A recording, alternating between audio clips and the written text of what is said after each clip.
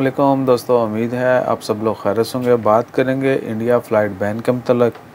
India ने flight ban जो है फरवरी के आखिर तक एक्सटेंड कर दिया है।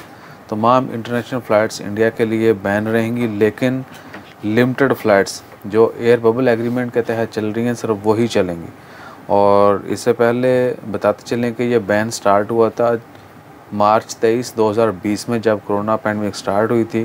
तो उस वक्त से ये बैन जारी है और रिसेंटली 9 दिसंबर को जो है ये बैन 31 जनवरी तक एक्सटेंड किया गया था। आज 19 जनवरी 2022 को ये बैन 28 फरवरी 2022 तक एक्सटेंड किया है। एक बार फिर रिपीट करते हैं, सिर्फ एयर बबल एग्रीमेंट जिसके तहत सिर्फ वीकली 2-4 फ़्लाइटें जो हैं वो अलाउ होती हैं मखसूस शहरों के लिए, वो इजाज़त होगी।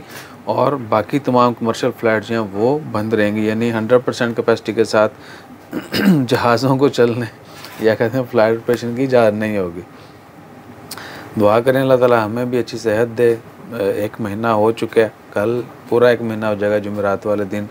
हमारा गला और बुखार जो है वो जान नहीं छोड़ रहा। अल्लाह ताला खैर रखे और जैसे ही फिर बाकी चीज़ें नॉर्मल होती वो भी आपके साथ शेयर करते रहेंगे। दुआ में याद रखिए। जज़ाकल्लाह। अल्लाह हाफ़िज़।